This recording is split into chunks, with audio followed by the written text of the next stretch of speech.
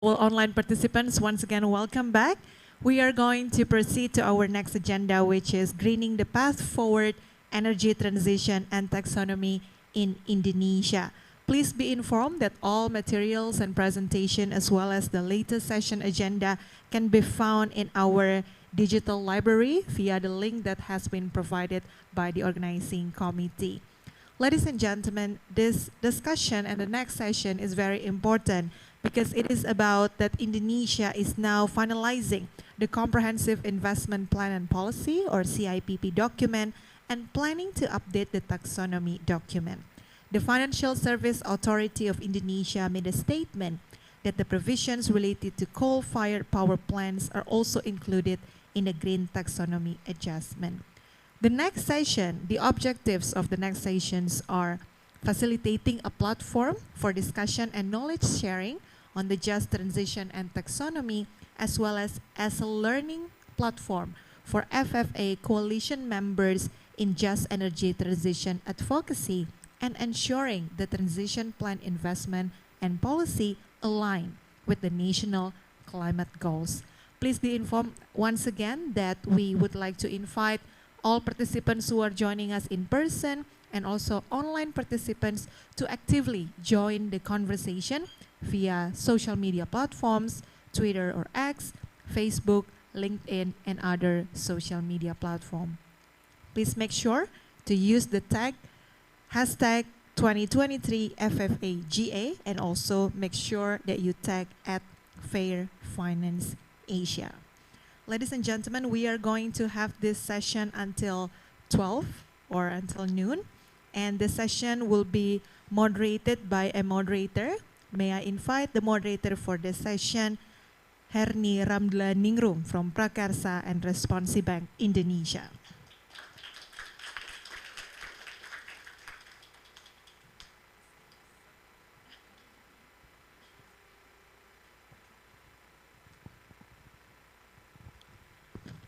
Okay, thank you, Mbak Mia, for introducing me here. So I will be your moderator for the first session of our discussion. And now I would like to invite for all speakers to be with me here at the stage. First, I'd like to invite Mbak Mona. And then I would like to invite Mas Sawung. I will introduce in detail about them later on, and I would like to invite Pak Rod to the stage, please. And apart from the three speakers who are here with now, we also have two speakers attended with us by online. Can we show them on the screen, please? Or are they already joined with us? Yeah, okay. So, before we start our session, please allow me to introduce all of the speakers that are here with now today. The first speaker is Aida Halimanjaya. She is a director and founder of Dala Institute, who is joining us virtually. Mbak Aida, are you with us already? Yes, I'm here. Okay, good morning, Mbak Aida. Mbak Aida is an environmental economist by training, working in the area of international public finance. She has extensive experience researching energy, climate policy, and social dimension in multi-stakeholder settings, particularly those aiming to make financial allocation more equitable and transparent. Her experience extends to planning, monitoring, evaluating, and impact assessment in climate mitigation, finance, and natural resource project. She holds a PhD in international development focusing on climate mitigation finance from the University of East Anglia, UK. And she holds a master in public administration in international development finance from Erasmus University. The second speaker, who is also joining us virtually, is Andri Prasetyo. Mas Andri, are you with us right now? Yeah, I think Mas Andri is already with us. Andri Prasetyo is a researcher on climate policy and finance at Scenic Center Asia, a research-driven organization working on clean and equitable energy transition. Previously, Andri worked as a program manager and campaigner at Trend Asia, as well as a researcher and program manager for Publish What You Pay Indonesia. Andri earned his master degree in sociology from the University of Indonesia. And we also have Mona Wasif, Head of Research and Advocacy Division of Publish What You Pay Indonesia. Mona is previously worked for Auriga Nusantara as a project manager. Mona also became a civil society advisory group for the Extractive Industry Transparency Initiative, EITI. She earned her bachelor in business administration in finance from the University of Indonesia and the Hague Academy for Local Governance and Integrity and Anti-Corruption course. We also have Mas Sawung here. Mas Sawung, Dwi Sawung is Manager Infrastructure and Spatial Planning of WALHI.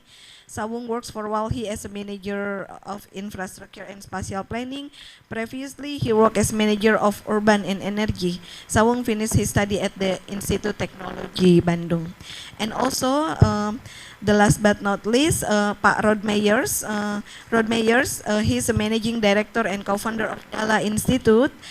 He is an environmental social scientist focusing on forest political ecology, environmental justice, policy analysis, and global production network and value chain of natural resources product.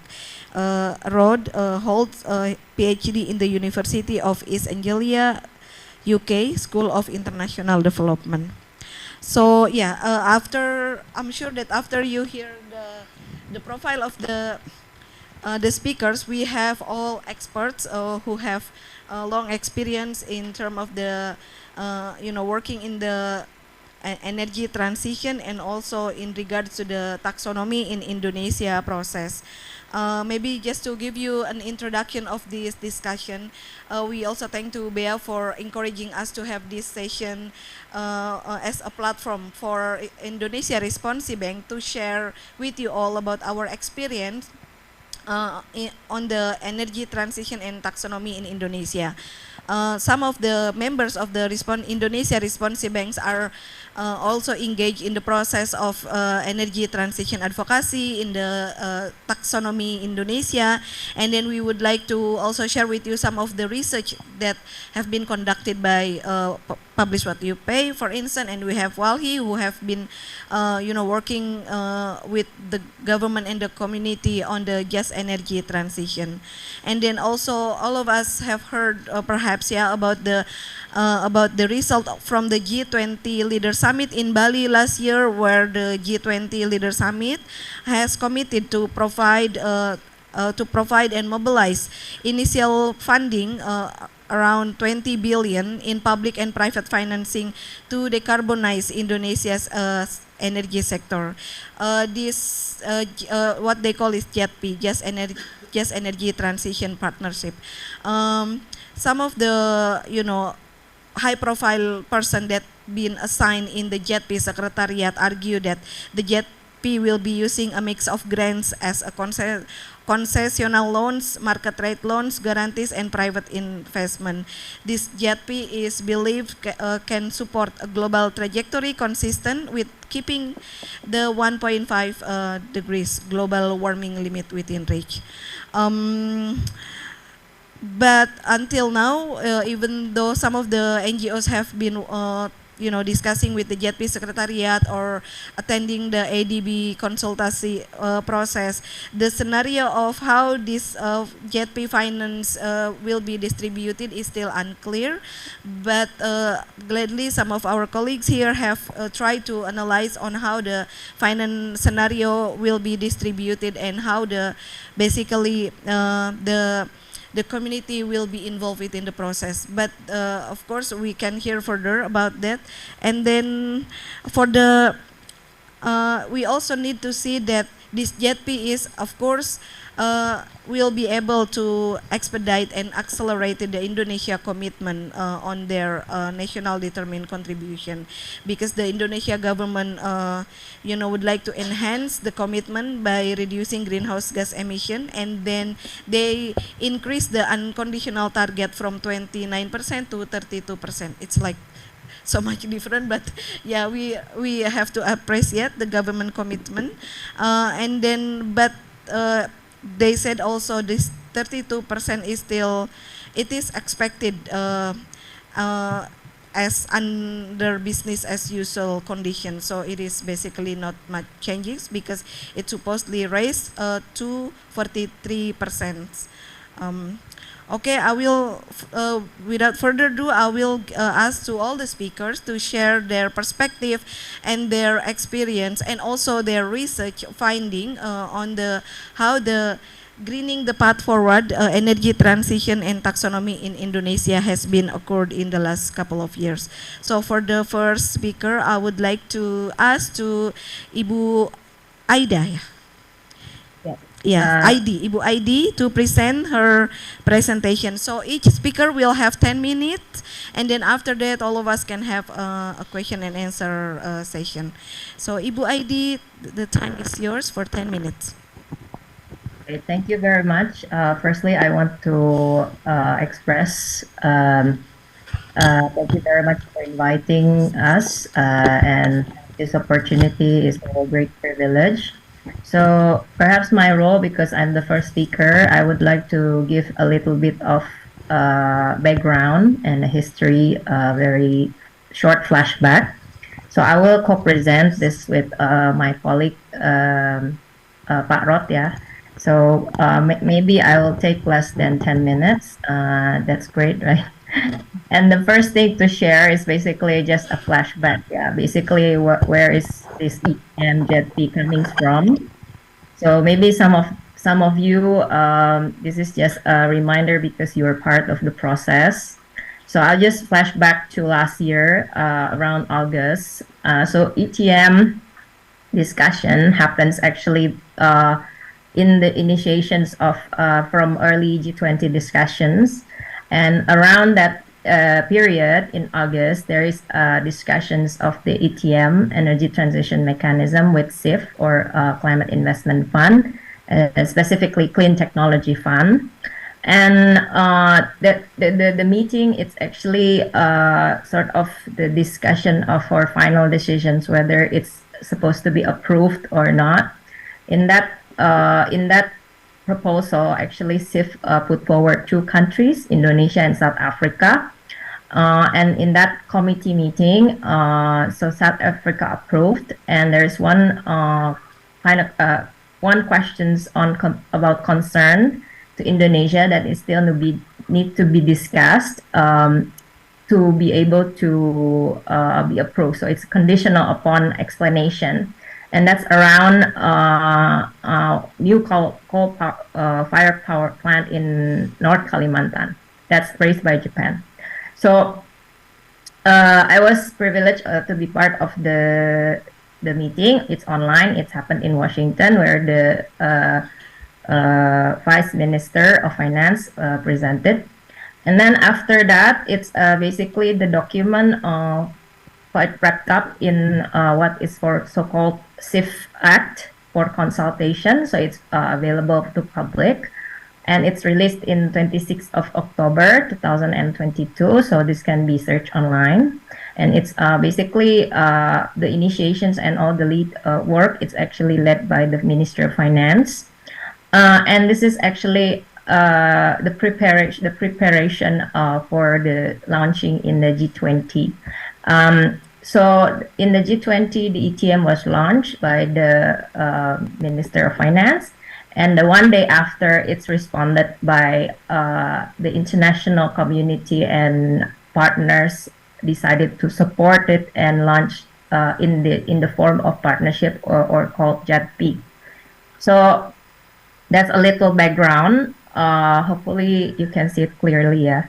So in August 2023, which is quite recent, we still actually wait until so that the secretariat is formed, and then in August it's supposed to be launched by actually 16th of August. It's supposed to be launched the planned investment for the JETP by the secretariat in conjunction with the Independence Day.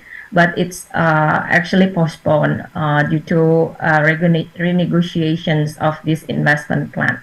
So supposed to be the grant portion is much more, but it's assessed. The deputy of the secretariat still mentioned it's too small, and still mainly used for technical assistance. So that's the current situation. So if you see the SIF Act, basically what's supposed to be mobilized as the first proposals, this is actually part of the ETM, the SIF Act. The book value itself, it's 5.5. This is the list of coal power plants wants to be retired by Indonesian government. There are 9, and the book value is about 5.5 billion US dollar. So that's sort of like implied the primary mobilizations needs to be happening to support the early retirement of coal power plant. But it's actually not only the retirement of coal power plant. There are also other things which I will mention later. But just to clarify the two between what is ETM, JETP, as I mentioned earlier, ETM, it's Indonesian National Initiatives. It's related to the program that it's developed for SIF approval. It's about 1 billion US dollar, half 500 US dollar Indonesian government and 500 million dollars South African government. And after the committee meeting, actually the South African has been approved and start rolling, while the Indonesian government it's still waiting for the Indonesian government for responding to the concern. So that's why there's some delay related to that. And JETP is the actually response to the ETM and to scale it up even further, responding to the ETM and how to promote it, basically. So yeah, talking and zooming into what is JETP actually responding to, as mentioned earlier, it's supposed to achieve Indonesian NDC, which is actually updated end of 2020 to 31.89%. And also the details, actually, there are also more in LTS, long-term strategy. This is much more detailed document actually to outline what would be the energy transition look like in Indonesia, and the low carbon development Indonesia, and which will be updated as well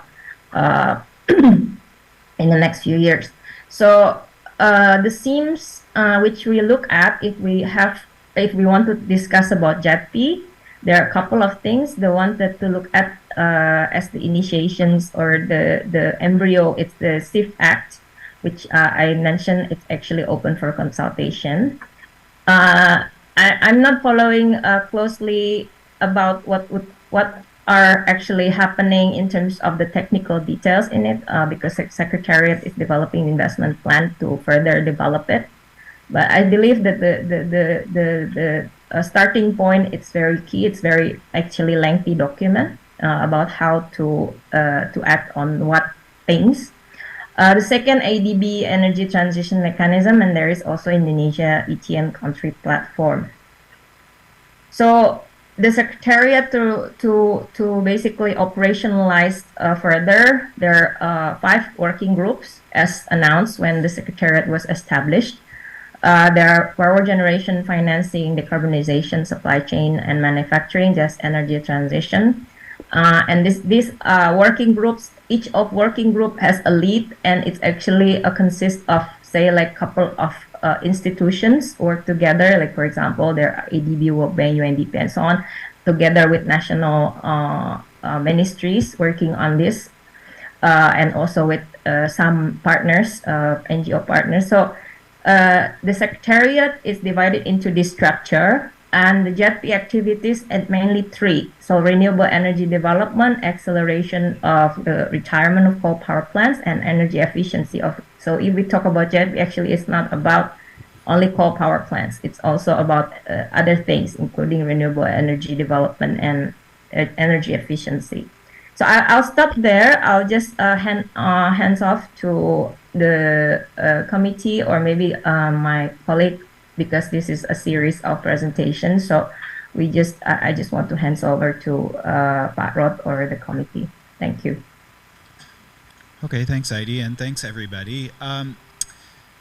We just want to share very quickly a couple of kind of the high-level findings that we found from about 7 studies that we've done over the last 3 years on just transitions and energy. And so we've been doing work with groups like Climate Strategies, World Bank, ODI, and others.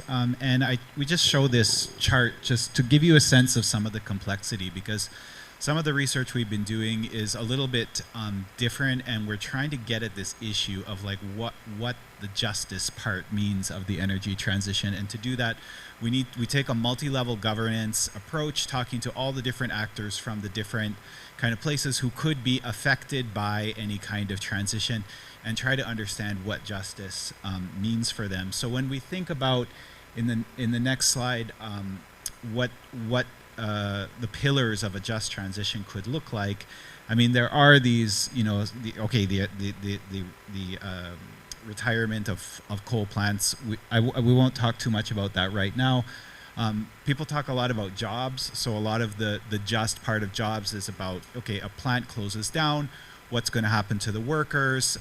You know, how will, you know, how can we close down a plant in a fair way and redistribute jobs, and then to ensure that the benefits are shared equally. So I want to talk really very, very briefly around the last 2 to mind the time.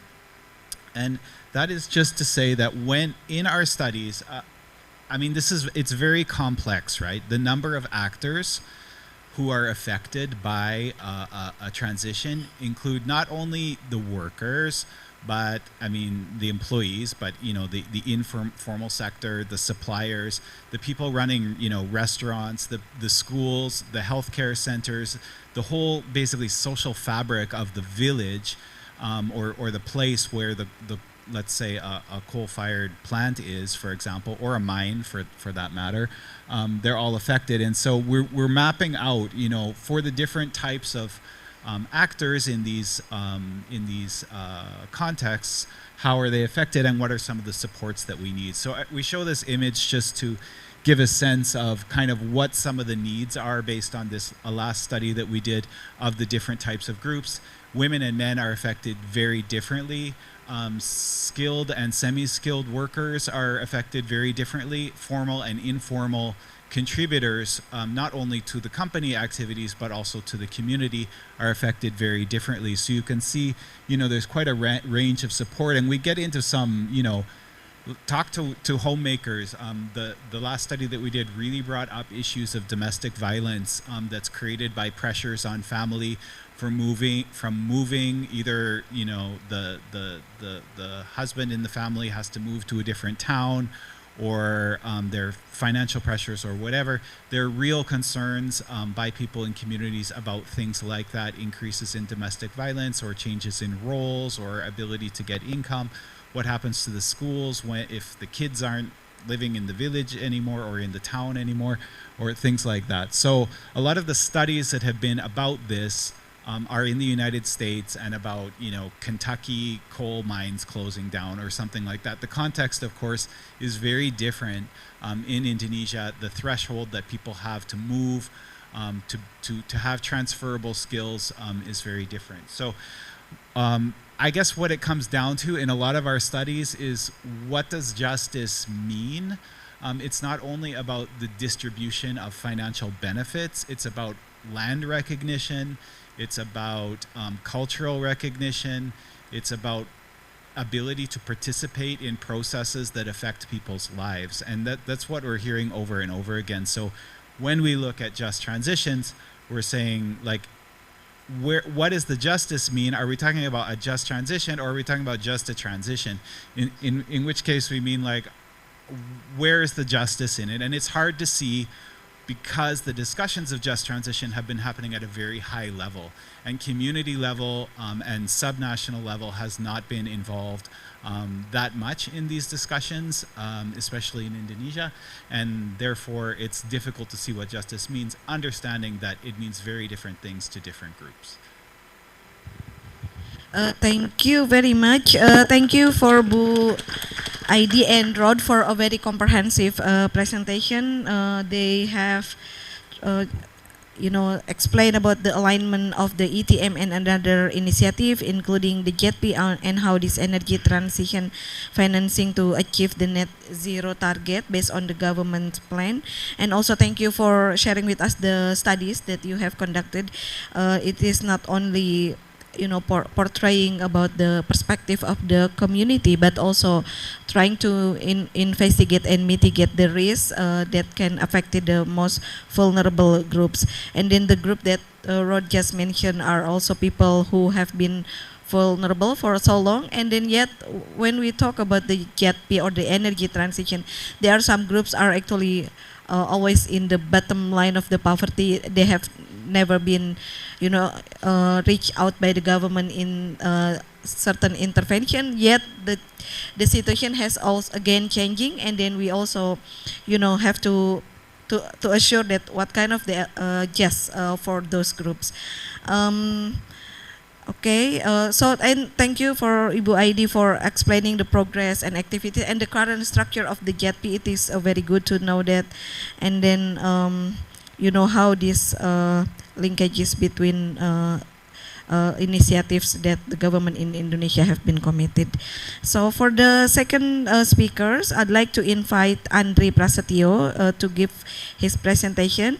Perhaps Andri can explain to us about the current state of Indonesia's JETP and its alignment with the taxonomy, and how it sees the JETP have ability to achieve the national climate goals, and how the green taxonomy can also address the JETP program, because Indonesia has already published the taxonomy, and then they want to again to publish the taxonomy version 2. And then Pak Mas Andri, okay, Yeah. for 10 minutes please. Okay. Thank you, Mbak Hemi. Okay. Would like to share the screen. Sorry. Okay. Good morning, everyone. My name is Andri Prastya. I'm a researcher with Scenic Center Asia. Today, I would like to share my presentations about how to ensure the credibility of Indonesian's taxonomy and how alignment of the JETP investment plan and policy. So I will start with this figure. The Indonesian's JETP is so far, based on the current public information about how much funding that would goes for the Indonesian JETP. JETP is potentially only providing 8.9% of the total funds of the energy funds needed. I refer to what Ministry of Finance state about the totals of energy transition finance, which is cost around 225 billions, while JETP is only provided $20 billions. So even though with this kind of complexities, IPG's countries have responded by calling this is a down payment. So JETP absolutely cannot cover all the finance, and then there is no certainty that JETP would cover the rest of finance and mobilizing the finance towards the Indonesian need of the energy transitions, but instead they call it as a down payment.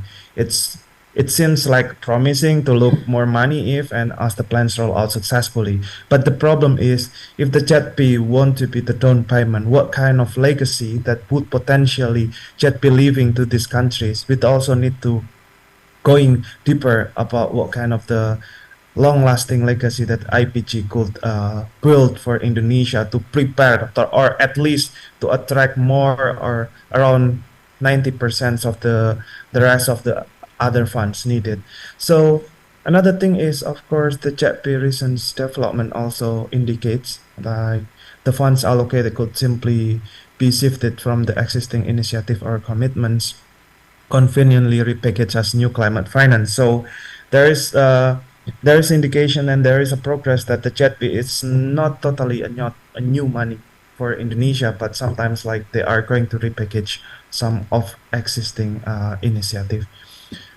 This one is like a renewable energy mix in Indonesia for a couple years. There are kind of like up and down conditions with the renewable energy mix in Indonesia, but so far in the couple years, in average, Indonesia renewable energy mix is only growing less than 1% in I think it's around 7 years before. So I think this kind of complexities because of the Indonesia also want to set also has a target to achieve the 2025 target by 20-30%. But so far in 2022, we are only achieving around 12% of renewable energy mix.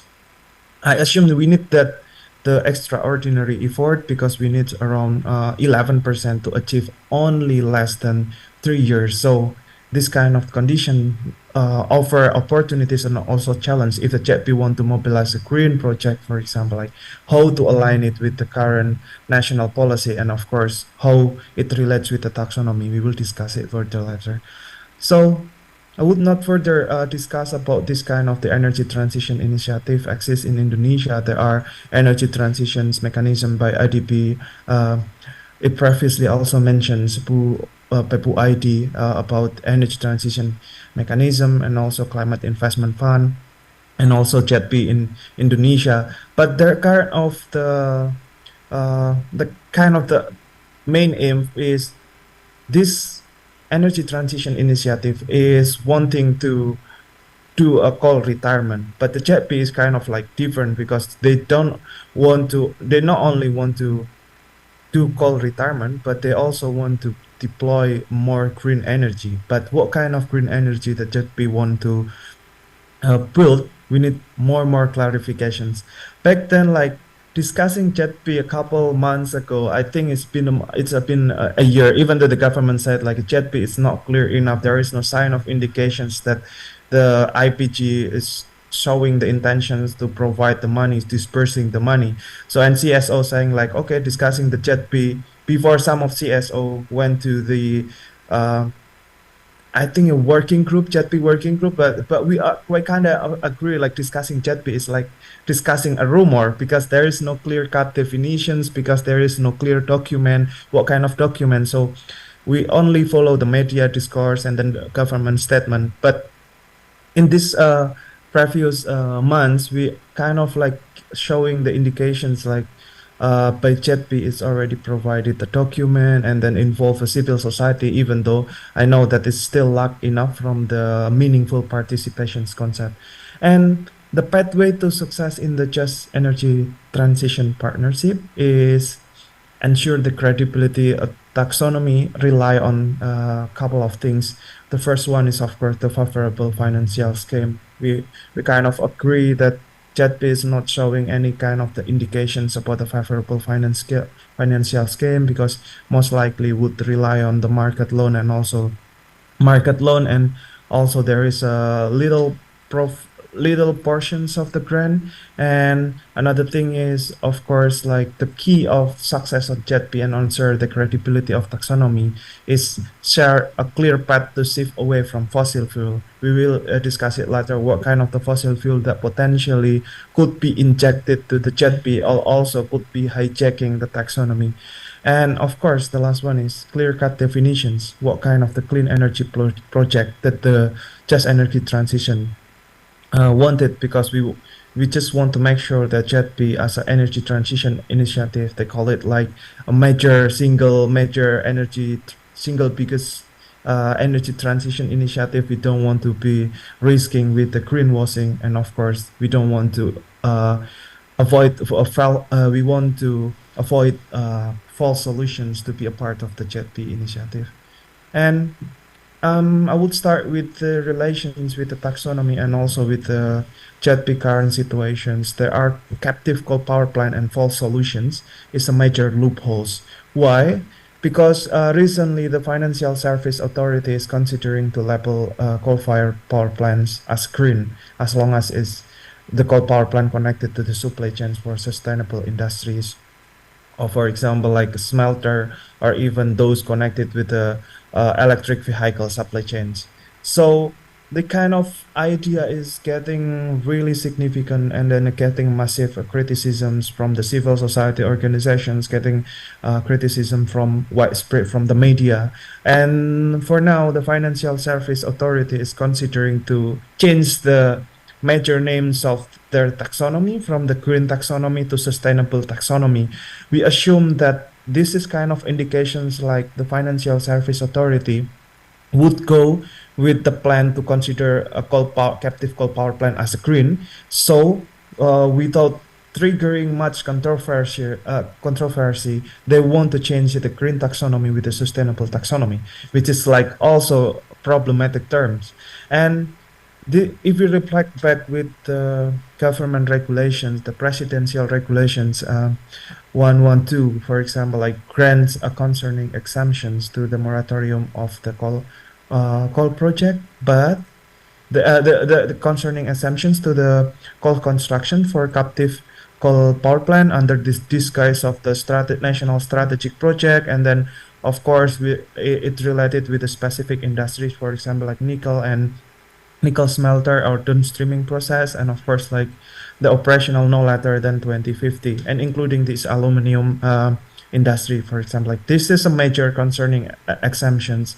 And this is we found that Sonic found that Indonesia want to retire around 5.5 gigawatts of power, coal power by 2030. We refer to the plan from the PLN because this is kind of confusing, because of the PLN, the Ministry of Finance, the Ministry of State-Owned Enterprise, and the other ministry have a different target. So we refer to the PLN target of retiring 5.5 gigawatt.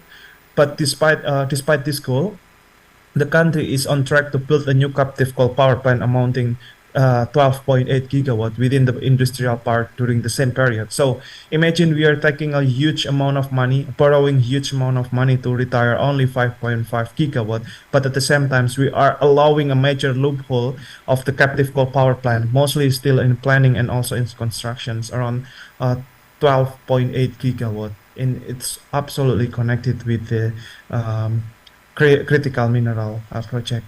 And of course, the other things like really concerning for false solution is for the recent turf, for example, like there are kind of indications that biomass is also included to the JETP, and of course, like we kind of concern, for example, like in the taxonomy, they call it the innovations for existing coal power plant might be considered as the investment as green, for example, like co-firing biomass, ammonia, hydrogen, because referring to our new and renewable energy bills, they consider biomass, ammonia, and hydrogen co-firing. If it's co-firing with coal power plant, it's also kind of the innovation and considered as a green, which is like would prolonging or risk prolonging of coal power plant existing operations. And this one is like, how is the current state of the Indonesian ZP and taxonomy? So I think that I feel like Indonesian ZP is at the process, they don't want to call retirement and green. They want also like green deployment. It's kind of like a different with what happened with the ETM, for example. Like ETM, they want to early coal retirement and also repurposing coal power plant, but there is no clear sign of indications that they want to finance the green deployment. But in a green project or green deployment project, but Indonesian ZP, they want to consider like, okay, coal retirement, we are going to invest on coal retirement, even though it's kind of like there is no progress, and it's also raised by the government. IPG doesn't really showing any interest for coal retirement, but for the green project, what kind of green project they want.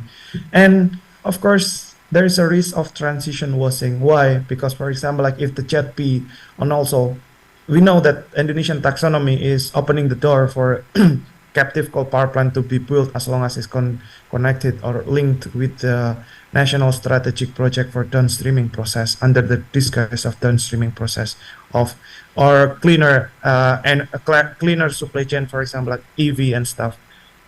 But it's absolutely transition washing. So imagine if the Indonesian ZP want to invest on the green supply chain, but at the same time there is a huge risk of the supply chains is going to be powered by the coal power plant, which is like this is clearly transition washing.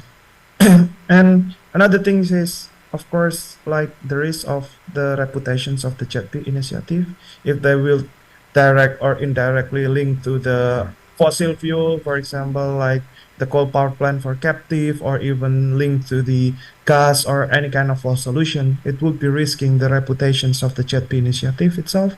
And of course, like the current state of Indonesian JETP and taxonomy is, if the Indonesian government putting all the things together on the same pole, for example, like putting everything, like mixing everything, like showing the ambigu or mixed signal for energy transition, it would definitely showing the energy transition, showing the Indonesia energy transition commitment is not really serious.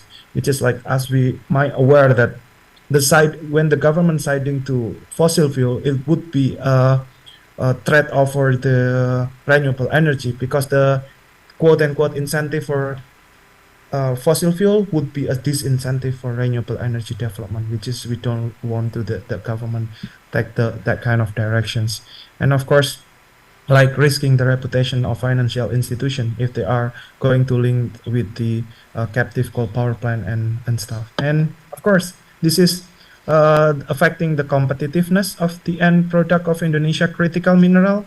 If, for example, like the government want to build the coal power plant at the same times for nickel or aluminum, but the problem is, what if the off-taker or the buyers for those critical minerals such as nickel for the battery stuff would significantly saying like, no, we don't want to buy the critical mineral or value added any kind of critical mineral from Indonesia because it's powered by the coal power plant. That's why I wrote a pseudo value added process, because Indonesia might build the downstreaming industry and produce the value added process through nickel processing or even the aluminum processing. But the problem, what if the buyer is really limited because of the off-taker, such as the big brand doesn't want to be linked because of the reputation risk with the Indonesian's product, which is like, we need to diversify. We don't want to our nickel or any other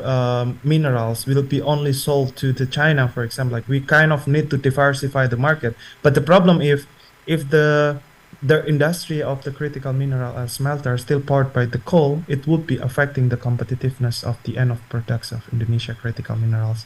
So yeah, I think I would stop here, but would open for the discussions. But I think in general, there is kind of the risk like JETP success, and of course the Indonesian taxonomy really should consider that the JETP should consider the green and favorable finance and then avoid false solutions, including the Indonesian taxonomy, and of course should totally rule out the fossil fuel from the Indonesian taxonomy and also the JETP. Because why? It's direct or indirect exposure. For example, like there is no clear-cut definitions of the JETP doesn't show any indications they will rule out the gas, and also showing no clear indications of completely restricting the captive coal power plant. But yeah, we demand that kind of JETP in Indonesia taxonomy real green and real sustainable. So that's Thank you, Mas Andri. Thank you so much. Thank you very much, Mas Andri. Let's give applause for him for a very comprehensive presentation. I remember that on the media, there are like glorification on the amount that the G20 leaders commitment provided to Indonesia with 20 billion US dollar. But we know we now know that actually the amount that plan to be given by the G20 leader, because the government said the money is not transferred yet by the G20 leaders. It is actually only 8% of the total budget that the Indonesia government needs if the government really want to commit in energy transition. Thank you, Mas Andri. So for the next speaker, we have Mbak Mona. Mbak Mona will explain about the result and experience of the community and CSO's national and regional convening in the last couple of months. We can hear from her about the perspective of the community and the CSOs on the just energy transition. And also, I've heard that Publish What You Pay also publish a research study on the just energy transition from the gender perspective. Okay, Mbak Mona, you have 10 minutes. Thank you, Mbak Herni.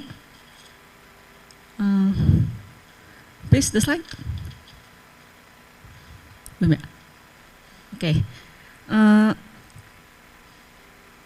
Okay, thank you. I'm Mona Wasef from Publish What You Pay Indonesia.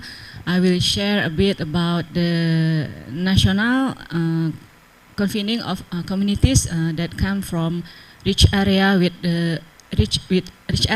natural resources, and also the area that have a lot of coal power plant in the area.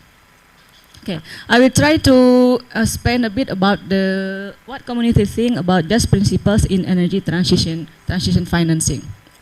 Next. But before we jump into the community suggestion on the just transition financing, I will share a bit about the progress of the South Africa JET-IP, Just Energy Transition Investment Plan, because I think we can learn from their experience on the financing aspect. From the diagrams, from the pie chart, we can see that as we know that South Africa get around 8.5 billion US dollar from for the JET-IP.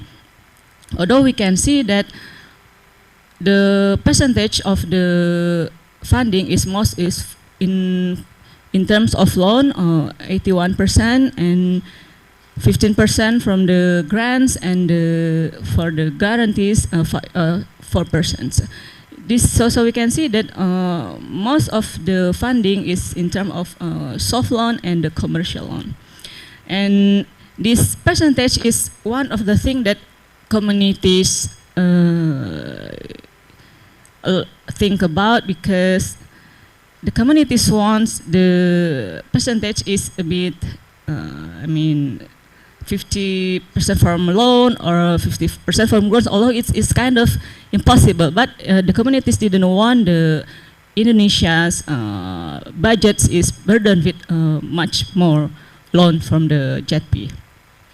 And as we can see that in the South Africa case, there is a problem from the transparency and the unequal using of the funding. We can one of the research from CIPP said that 80% of the funding is only for the infrastructure, electricity infrastructure. So only 0.3% and 0.1% of total funding that disbursed to the economic and innovation, diversification, and skills upgrading capacity of the community. So we can see that from the South Africa case, only a little percentage of the funding that really gave to the community in terms of the skill capacity and the economic diversification in the local context.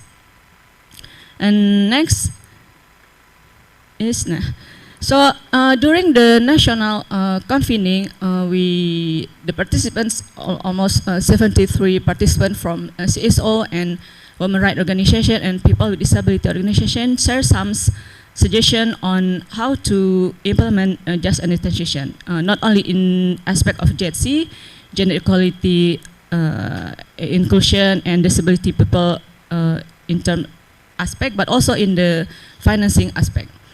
The communities said that the most important thing is there is a proportion of the energy transition funding that will be distributed to community-based renewable energy development. And also, let me see and also that energy transition project using a collective ownership model so that it can benefit local communities. Although the communities want this kind of scheme, actually in that convening we haven't discussed in detail yet about the regulation and about the enabling environment to provide this suggestion, but they want that the community will also have the ownership of the renewable energy project, and also that they can give the capacity building to, and also the technology transfer for them. So because they also said that it's better if the resource of the energies came from the local source, such as we Indonesia have several cases in terms of the communities use the cow manure to provide electricity for their household. And not only that, the communities said that if they have the chance to share or to have the ownership of the renewable energy project, they expect to the government or national government or the local government to provide also the loan from the banking sector, because and also the assistance to market their products, because they said that a lot of the communities initiative renewable energy projects have faced a challenge in terms of the bank loan and the market then how the community can market their products. And also beside the aspect of the financing, they also want the energy transition scheme also not only in terms of the infrastructure, but will provide the community, especially with the skills and the capacities building, and also the co-workers for the reskilling and upskilling capacity, so that they can adjust with the renewable energy project, because like they said that most of the plant in the area is coal power plant, so they need reskilling and upskilling of the capacity to adjust to the renewable energy projects. And yeah, the other thing is the communities want the governments give the affirmative action to the vulnerable groups such as women and people with disabilities, and also the customary communities, because because we know that a lot of these vulnerable groups have a different situation, so that they should give the affirmation to compete in the what is it? Yeah, to compete with the other workers, because usually the workers from the renewable energy project or the coal power plant project come from the others area, not only small of them is really come from their local communities. And the other thing is okay. Now I think that's the several things the communities want in terms of the energy transition financing.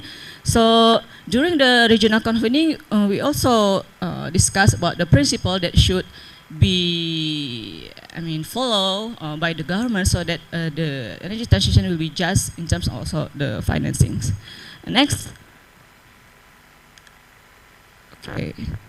The principles. The first principles that community suggest is, the financing should be the bottom-up approach from the local communities, and also the percentage of the financing not only for the infrastructure or the power plant, but also to enhancing the human resources capacity, economic diversification, and supporting infrastructure for the education and the for health sector.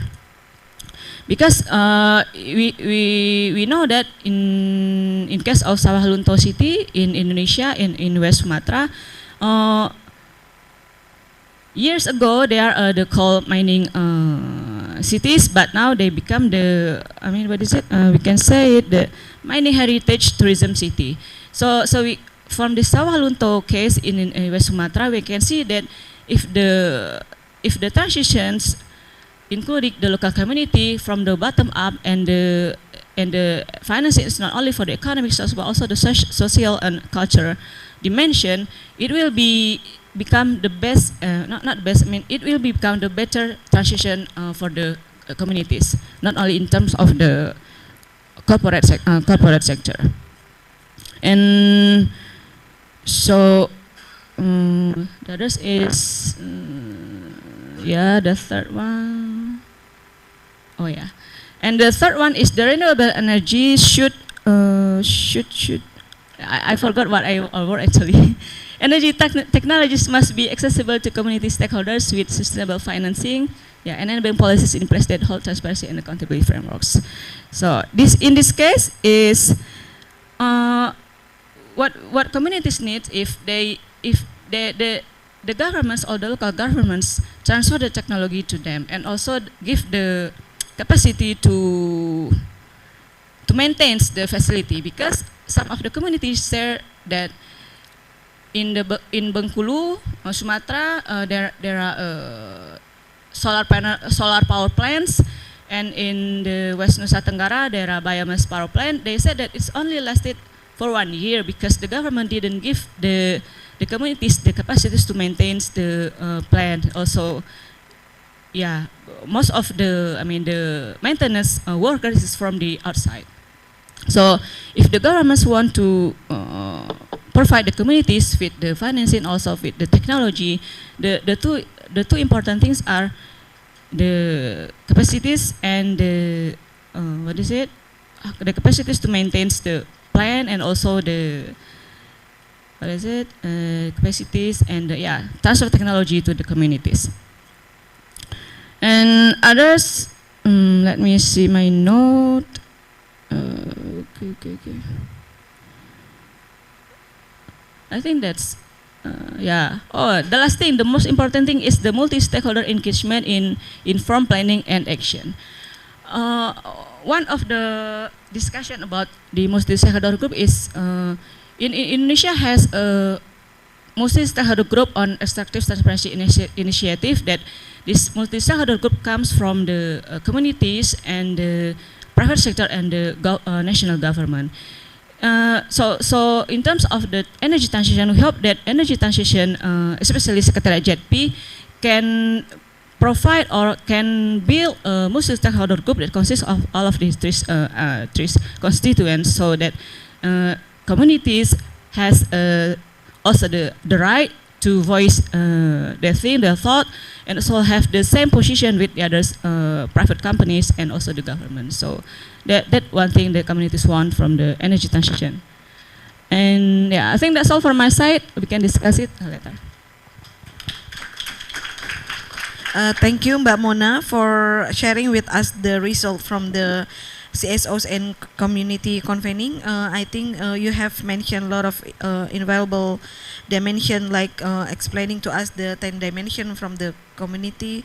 So I think the most important thing is like we want to have the community meaningful participation, collective ownership, access to the information, because even though from the previous speaker said that the money is not much basically for supporting the energy transition in Indonesia, but that still that amount have to be the use in transparent, open and transparent manner, because if we learn from the South Africa, they only allocate 0.1 and 0.3 for reskilling and upskilling development for the community, and then they will be left behind by the process of the just energy transition process. And of course, if the employment is disturbed, economic stability also will be disturbed.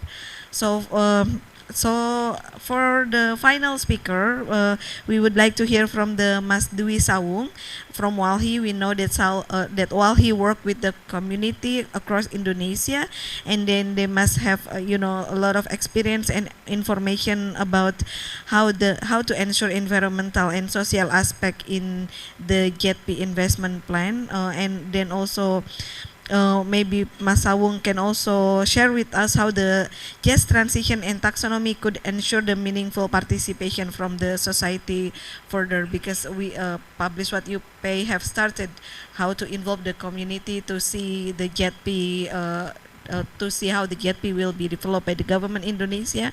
And then now maybe Mas Sawung can follow up that with how to ensure the meaningful participation from the community with the existing JETP secretariat, as as a kind of the body assigned by the government to hold the fund. Okay, Mas Sawung. Thank you. Yeah, this is JETP and the others. JETP is one of the transition projects or program in Indonesia. There is several transition process, but I think they are trying to put it now in the JP. Also the early retirement before they are outside the JP, they want to bring it also to the JP. Yeah, we have engagement, but sometimes there is a new renewable energy. There is mainly two main projects: new renewable energy and the early retirement of coal power plant. The last part, the early retirement, is a very bitter process with the team of the early retirement, especially with ADB. We are always a bitter process with the ADB. Yeah, this is our experience. Sorry. Yeah. But for the environmental and social impact, we are working in the ground with the community. The community didn't know what happened with their society or their environmental. For the new renewables projects, they also don't know. So we made like a public campaign to the publics, especially the place where the project will be affected. Not only the new renewable, also the early retirement. There are no their place will be become of the project after we are came to the community. Not because like the early retirement, they didn't know, the worker didn't know the early retirement will be in this power plant. The union also didn't know they will get the early retirement projects. After we come, they already know. This is what first step we did, give the public information. After that, used to be the secretariat or the team from the project proponent come to asking the workers or the community. But until now, that we know, they didn't have any engagement with the locals that affected by the project. Especially, they already choose the projects. There is that we know there is 4 projects for early retirement. The three projects will be repurposing, and 1 project will be swapped from the fossil fuel to the renewable energy. But yeah, they didn't get information, also didn't have any engagement with the investment plan projects. We made engagement with the team that make investment plan. We also have insider, so we know the information, the discussion inside the secretariat of JP, and who made the decision of the investment plan. Even when you are made the document inside, but sometimes you are not made the decision of the document. So when we made engagement, we must make sure we have engagement with the person who have a decision. If this is if you have a discussion with the person who didn't have any decision makers, any rules of decision maker, is you wasting your time.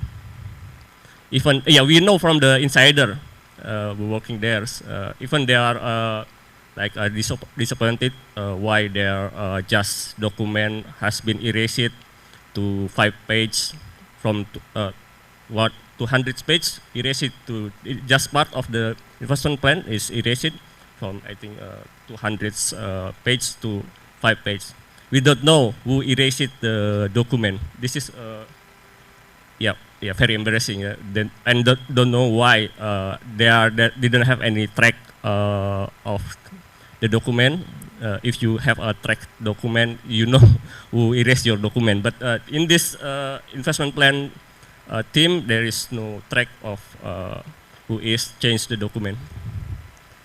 Yeah, so it's important for you to, yeah, for other country to know who is made the decision of the investment plan.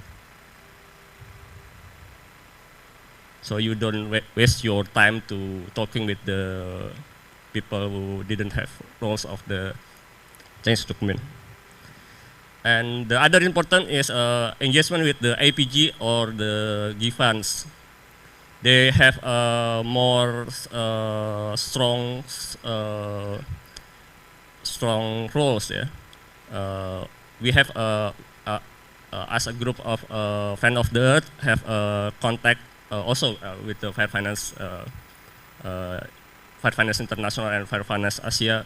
We have contact with the APG. So the APG will push the Indonesian government to for just part.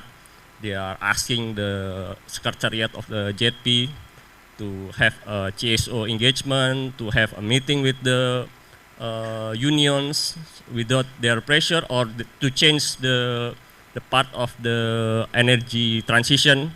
Without them, I think the Indonesian government or Indonesian Secretariat will not have engagement with the civil society or with the community.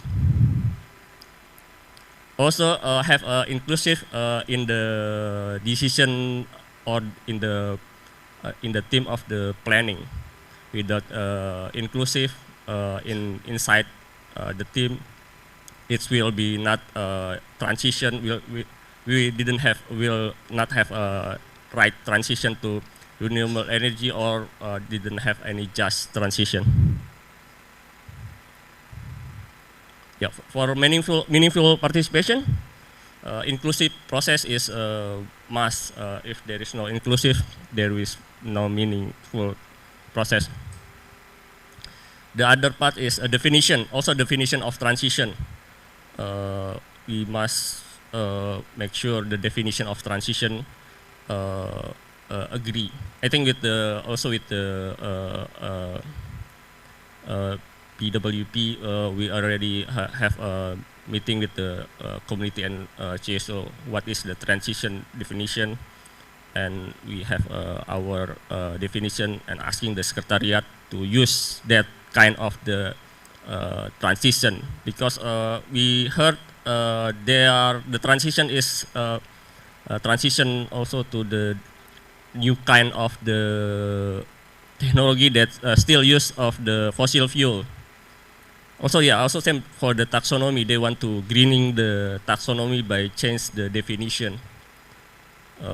When the first green taxonomy, we refuse to use to put the coal to the yellow or the green, but now they want to put it to green or yellow for the coal. Yeah, for the first time in the first we kind of success to make it the coal only, I think yellow, yeah, only yellow. Now they want to put it the coal to the green. Yeah, but still in process. In the past, we have a champion inside the OJK, authority of the the authority. But now, I think we lost our champion inside the state authority. So still now we don't know we can have any champion inside the government or not. And we have a series of public disclosure of the document. And yeah, beware of the greenwashing. They change the definition, also change something look like green or look like just, but it's nor just nor green. The third part of my presentation about the CSO role to ensure the alignment of JP implementation, the project monitoring. because they will choose the projects. We already monitoring the project since some of the project since the projects not yet started for the coal power plant or the coal mining or some of the renewable energy. So we know what kind of the project or what kind of the problem in the ground, and we are monitoring very closely. Especially in some project of early retirement, we already know the coal projects. They always talking about the impact of the workers of the coal power plant and coal mining. They never talk about the impacted people that affected by the coal mining or the coal power plants. There's more people that impacted by the coal mining or the coal power plant. They only talking about the workers, but only the workers who formally in the company, never talking about the informal workers or the workers. Indonesia, they usually contract workers. Most of the worker is contract workers, especially after they are issued the omnibus law. Most of the worker there is a contract worker, so it's more vulnerable. When you give the money for the transition, it will not go to the contract workers. It will go to others. It will be corrupt by someone. And documenting the process, so you know the stage, which stage now happening, and asking to the information disclosure. Until now, we didn't have any official information of the investment plan. So when the Indonesian government asking the IPG where is the money, yeah, we said yeah. You will not get the money if you are not give the information of your planning. So the IPG not crazy enough to give you money without your plan. I think they are also responsible for their public. Yeah, if Indonesian government didn't give any planning, a clear planning, you will not get the money. When the Indonesian government opened the secretariat, Indonesian for I think 6 months, the Indonesian government didn't sign any letter of official letter that they are open the secretariat. Because of that, the fund for the secretariat cannot disburse. Japan already give the 1 million rupiah for the secretariat, but for 6 months it can be disbursed because the Indonesian government didn't sign the letter that official letter that they are official announce that this is part of the government and you can use the state code budget for that secretariat. Only 2 weeks ago they are got the letter, so it's not you can ask the APG. You don't give our money, but yeah, our side, the Indonesian government didn't prepare the legal document for the money disbursed. Also, the last part is we are need to comprehensive planning. Need to see the comprehensive planning of the national government. They are planning in the JP, but when we see our general's energy planning, it's different. They are still using coal, using fossil fuel. It's different, and the stronger regulation like energy law, energy general planning is more strong than the JP. So it didn't match. If you use the legal things, the part that's still using fossil fuel is more stronger.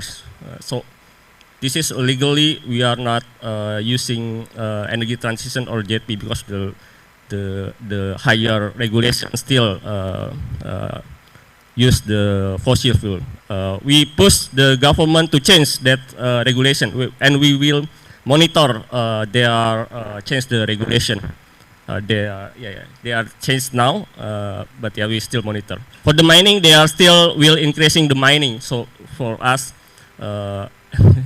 yeah, you are only transition in the electricity, not the coal mining.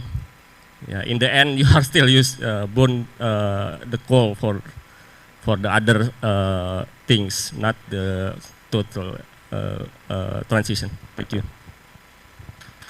Thank you, Mas Sawung. Thank you for all speakers. So we have 20 minutes left for question and answer. So maybe I'd like to open one round of questions. Yes, Asim, and then can I have a lady, Banikma? If we still have time, I'll give the time to you.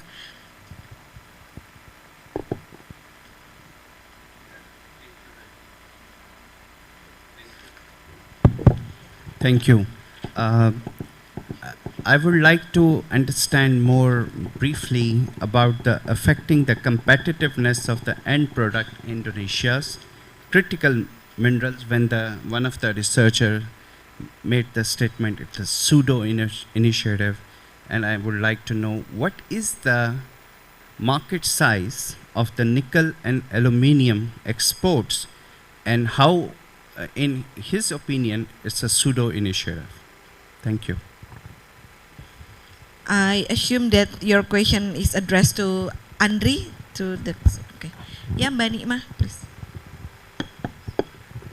Yeah, thank you very much. I would like to ask to our colleagues from Indonesian CSOs, particularly about how the effect, I mean in terms of the strategy to engage the government or stakeholders in terms of energy transition. We know that within the JETP Secretariat, we have a representative from the CSOs. Whether engaging the JETP Secretariat, is it the strategic approach for us to really to influence the landscape of the energy transition policy? And if, for example, if it is strategic, then how Publish What You Pay or maybe Friends of the Earth Indonesia has been engaging the JETP Secretariat, particularly with the CSOs who are part of the JETP Secretariat. The second one, Mbak Mona also mentioned about the experience of the JETP from South Africa. So if any speakers who can share about how the CSO's approach or strategy in South Africa, I think I would like to hear from the speakers. Thank you. Just two for now. I'll open another question and answer session if we still have time. Can you open the screen of the speakers? Are they still with us? Mas Andri? Oh yeah, okay. So I hope you have heard the question from Asim? Yes. Okay. Yeah. Thanks, Mbak Herni. Yeah.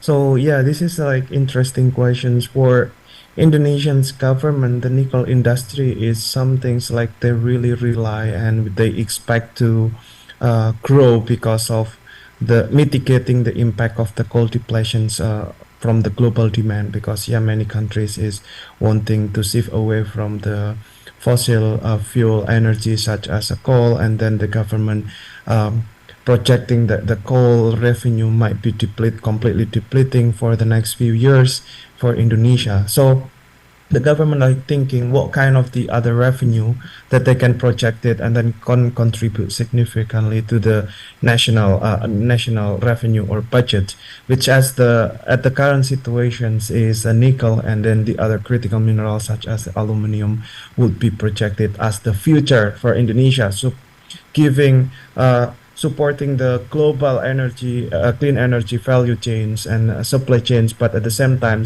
they expect more and more revenue to come. So in terms of the downstreaming process, the government claimed in several occasions, like before, there is kind of the mandatory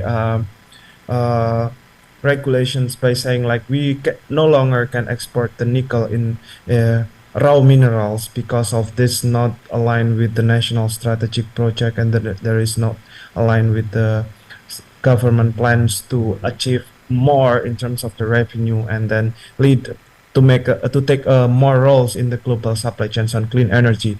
So the government make a ban to raw mineral export. So nickel, before the downstreaming process, the government claim it's the value annually it's only 1 billion, but for now it's kind of like it's around 35 billion US dollar per year in terms of the value. So it's something's like a huge amount of increase. But my point is like what happened if the government invests a lot of money for the downstreaming process, and then they want to increase the scale of production in the nickel industry, and at the same time they want to build the industry with the power generations for the smelter that powered by the coal power plant. But in the end of product of the downstreaming process or smelter is cannot accepted by the market, cannot well accepted by the market, because for example, like if the other brand or the other industry from Europe, from US, for example, like they want to buy the nickels for the battery as part of the industrial process of their brand, for example, like they have really put in mind about the consequences, about the risk. So they decided like, okay, maybe we don't want to link with the Indonesian's product, for example. Like this is also kind of the have a significant impact. So it might lead like the end of product of the nickel industry would only be accepted by the China, because China also the main the key players of the nickel industry in mining and also the smelter.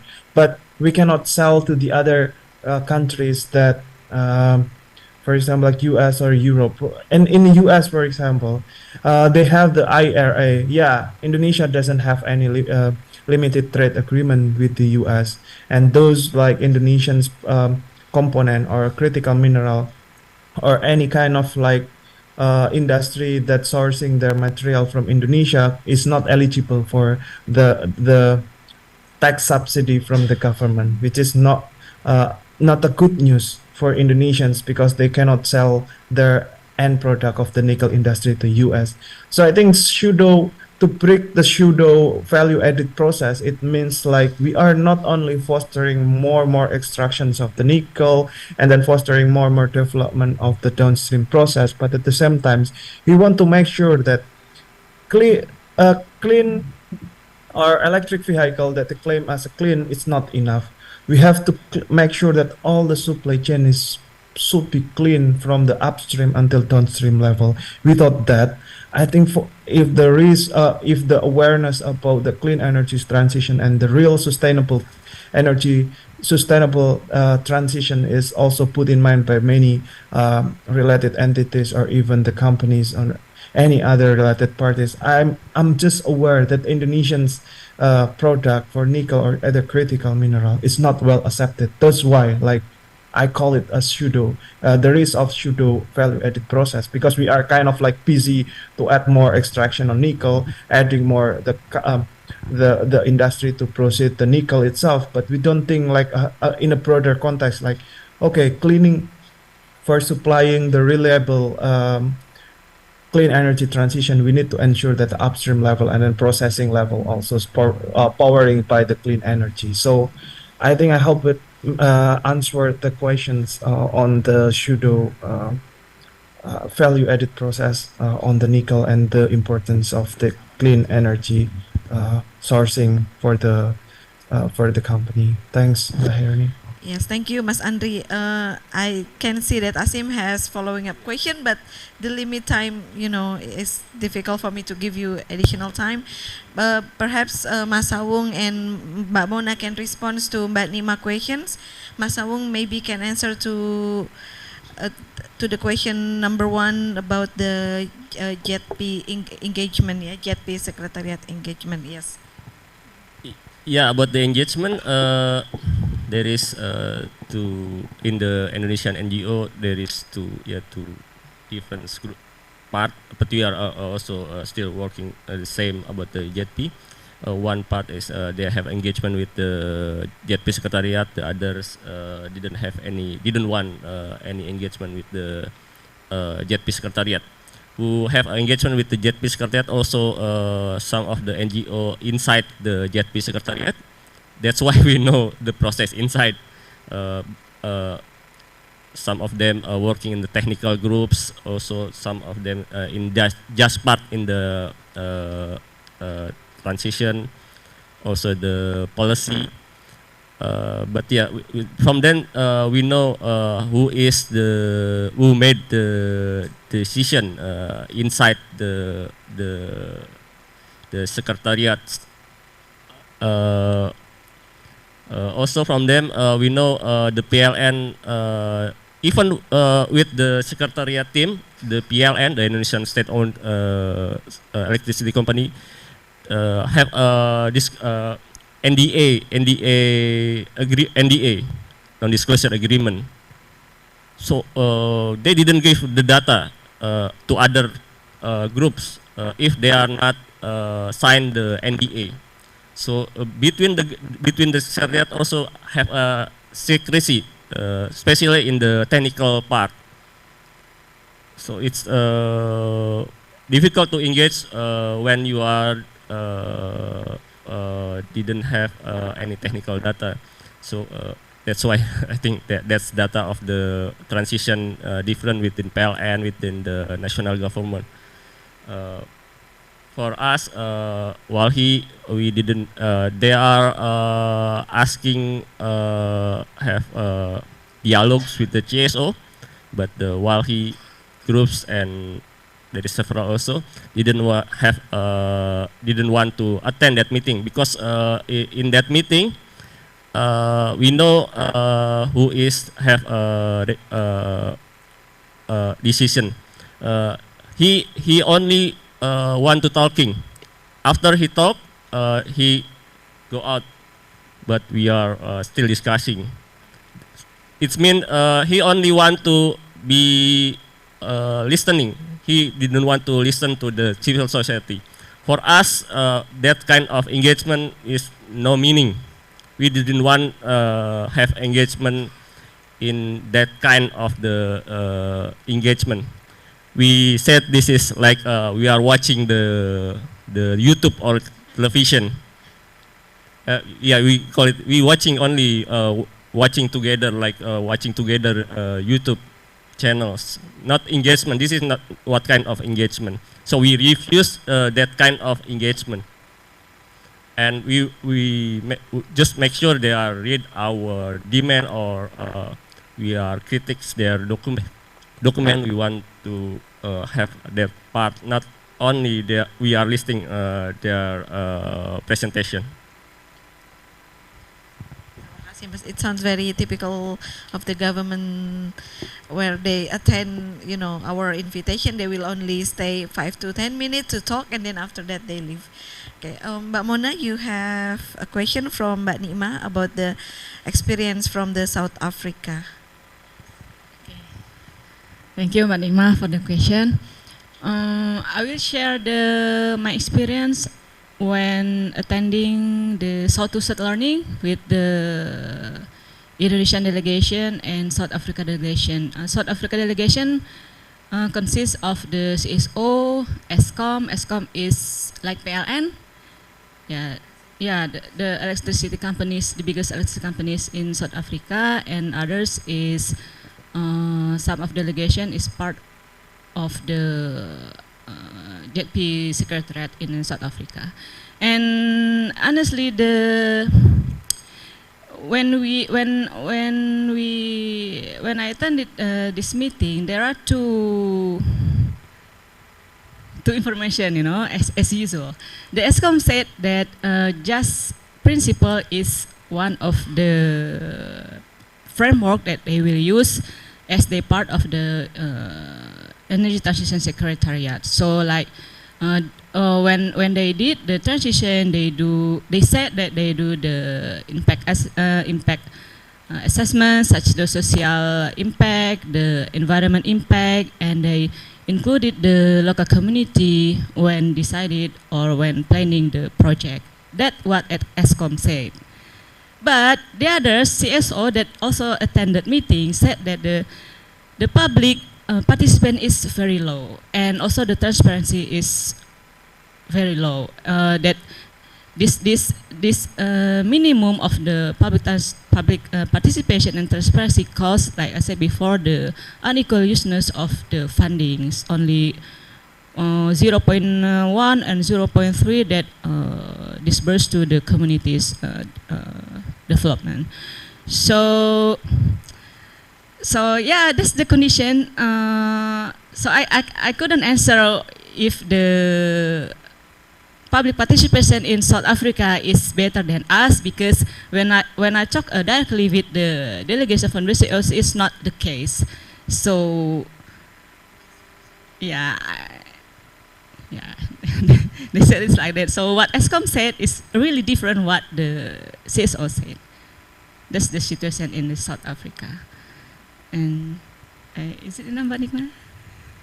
Okay, thank you. Perhaps we can also hear from Rod or from Bu Aidi in regards to how effective if we engage the JETP Secretariat, since I've heard that Mbak Aidi mentioned that Dala also, involved in the process of the JETP discussion and etc.